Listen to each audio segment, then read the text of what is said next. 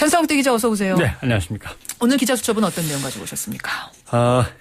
KBS가 국민의 방송 KBS가 최근 신입사원 채용 면접에서 응시생들한테 질문을 던졌습니다. 애국가 4절을 불러보라. 이 기상과 이 마음으로 충성을 다하여 괴로우나 즐거우나 나라 사랑하세요. 뭐 이런 거겠죠. 그렇죠. 애국가를 부르면 그 말 가사 그대로 지킬 자신이 있는가? 뭐 이렇게도 물어봤습니다. 그렇다고 치고. 그다음 종북 세력이 있다고 보는가? 드디어 나왔습니다. 종북 세력이 우리 사회에 있다고 보는가? 종북 좌파에 대해서는 어떻게 생각하는가? 뭐 있다면은 그 있는 세력들에 대해서 어떻게 생각하는가 그런 문제인 것 같습니다. 예. 이 질문은 이제 답변 여하에 따라서 마음에 안 드는 사상을 가졌다고 발길질 당할 소지가 다분히 있는 거죠. 이걸 보고선 혹시 그 사람의 사상을 가려내려는 것이냐라는 생각을 하게 하는 질문이네요. 그럴 수도 있어요.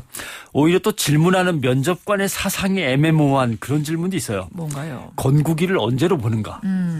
이 건국일 건국절은 이명박 정부 때 뉴라이트 진영에서 등장을 했다가 헌법 전문에 명시된 우리나라의 정통성과 오히려 배치된다고 해서 논란을 벌이다가 결국 사라진 주제죠. 그렇죠. 이걸 다시 꺼냈어요. 그러면 뉴라이트에 동조하는 사람을 뽑으려는 건지 뉴라이트에 동조하는 사람을 속아내버리려고 하는 건지는 모르겠습니다만 특정 사상에 대해서 이념의 기준을 확 갖다 대는 거죠. 그렇군요. KBS는 왜 그랬냐 그러니까 이건 시사 현안에 대해서 균형 있고 다양한 시각을 합리적인 근거로 말하는 거 아닌가. 이 능력을 보려고 했다. 기본적인 자질을 본 것이다. 이렇게 해명을 하는데 그러려면 이건 논술 문제로 나왔어야 됩니다. 되게 어려운 문제이기 때문에. 길게 풀어야 되니까요. 그 자리에서 즉답을 할 수 있는 문제는 아닌데요. 그래요? KBS는 2012년에도 또 그런 질문이 있었어요. 면접관들이 당신은 노조에 대해서 어떻게 생각하는가. 그때도 파업을 논란이 어떻게 있었죠. 보느냐.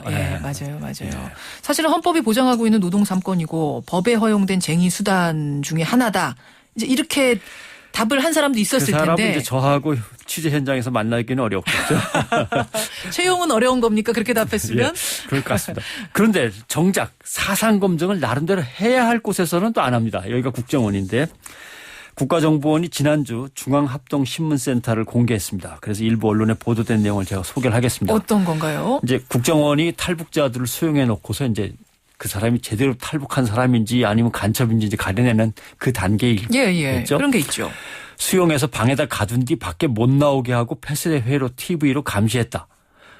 그런 정황이 있다. 이거는 이제 뭐 문제로 지적은 됐습니다만 그건 그렇다 치고 다른 문제. 2010년 실태조사 보고서가 드러났습니다. 대화 내용이 이렇게 나옵니다. 신문관이 탈북자에게 질문을 던집니다. 어떤 질문을요? 성 경험이 있으십니까? 성경험이요? 예, 왜 그런지 잘 모르겠습니다. 그것도 뭐 간첩 문제하고 성경험하고 탈북하고는 또 무슨 조금 더 노골적으로 들어간 질문도 있습니다. 어떤 건가요? 가장 먼저 배꼽을 맞춰보신 분은 누구십니까? 그건 또 무슨 소리예요? 이 참 이런 얘기를 정말 물었다고요? 저도 근데 아무튼 뭐 보고 실태조사 보고서 이때니까 참 제가 믿기지는 않지만 소개를 합니다. 가장 먼저 배꼽을 맞춰보신 분이 누구십니까? 참 말이 되는지. 중국에 머물면서 성폭행을 당하지 않았다고요? 그 말이 정말입니까? 그럴 리가 없는데 이런 뜻인가요? 그러게요. 당했다고 해야 마음이 놓인다는 뜻인지는 잘 모르겠습니다. 그러니까 자리가 바뀐 거죠. 지금 KBS 면접관이 국정원 신문관으로 가 있어야 됩니다. 네? 너 애국가 4절 부를 수 있어? 네, 그대로 지킬 자신 있냐? 이 정성으로 뭐 괴로우나 즐거우나 나라를 사랑할 수 있어? 너 종북 세력이 있다고 봐? 아니면 이 나라의 건국절이 언제야? 너 조선인민민주주의 공화국 건립일만 잔뜩 외우고 있는 거 아니야? 우리나라 정부 수립일은 모르는 거 아니야? KBS 분이 일로 가셨어야 되는 건데 어떻게 국정원 사람은 또 엉뚱한 질문하고 이런 훌륭한 인재들을 KBS에서 왜 썩히고 있습니까? 지금이라도 국정원이 KBS 간부들을 특채로 데려가야 될 그런 상황이 되어버렸습니다. 지금 이제 우스갯소리로 씁쓸한 말씀을 해주셨는데 사상 검증이 요즘 트렌드인가요? 논란이 하여튼 계속 여기저기서 그렇죠. 일고 있어요. 뭐 서울시장 선거에 나서겠다는 정몽준 의원이 박원순 서울시장에게 기회가 있으면 서울시 정책을 얘기해보자가 아니라 기회가 있으면 자유민주주의와 그 가치에 대해 토론해보자. 이렇게 또 제안도 했고 새누리당 충남도지사 예비 후보들이 정책 토론회를 가졌는데 홍모 후보가 나서서 민주당 소속이죠. 안희정 지사한테 안 지사의 사상에 대해서 칼날같이 검증을 해야 된다. 사상이 잘못됐다면 석고대죄를 시켜야 한다고 또 주장을 했습니다. 가톨릭 신부 중에서도 군종 신부들을 면접하는데 또 사상 검증에 휘말렸어요. 어떤 식으로요? 국방부가 사상 검증을 벌였는지는 모르겠습니다만 이런 질문을 던지면서 결국 3명을 탈락시켰습니다. 처음 있는 일입니다. 어떤 질문입니까? 군종 신부를 추천받았는데 면접에서 탈락한 게. 처음, 사상 처음. 제주 해군기지 건설이 하나님의 뜻이라고는 생각하지 않는가. 잠깐만요. 이게 지금 무슨 상당히 어렵죠? 신부님들한테 한 질문인데 제주 해군기지가 나왔어요. 이제 추천을 받아서 갔더니 면접을 하는데 제주 해군기지를 건설하는 게 하나님의 뜻이라고 생각하지 않으시는가? 질문 받으신 분은 뭐라고 대답했느냐면 예. 내용보다는 이행 과정에서 잘못됐다고 봅니다. 그 과정에서 자연이 파괴되고 사람들이 많이 아픔을 당하니까 그게 과연 하나님의 뜻일지 참 모르겠습니다. 라고 답변했습니다. 예. 요즘 유행하는 개그 있죠. 이러면 끝. 또 탈락하는 거죠. 이렇게 탈락하셨어요, 네. 이분? 군종 신부 국가관을 묻는데 이런 질문이 가상한 건가? 제가 그래요. 얘기 하나만 할까요? 6.25 전쟁 때 얘기입니다. 6.25 전쟁에 참전한 미국의 에밀 카폰 신부가 있었어요. 군종 신부. 예. 전투 중에 부상병을 구한다고 총알 사이를 마구 헤집고 다니는 것으로 유명합니다. 예. 원산에서 중공군한테 포위될 위기에 놓이자 국방부에서 그러니까 이제 미군에서는 사령부에서 빨리 신부님 철수하시라고 권유를 했습니다. 그랬겠죠. 당연히 신부는 거부했습니다.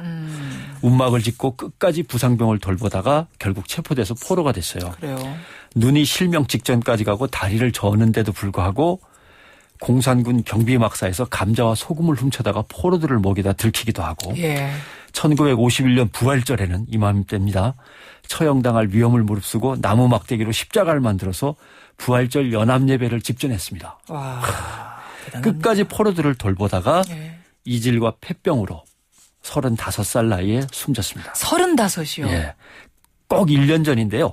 지난해 4월 11일 오바마 대통령이 카푼 신부에게 명예훈장을 추서했습니다. 예. 이런 신부를 찾으려고 애써야지 카톨릭에서 해군기지를 반대하죠.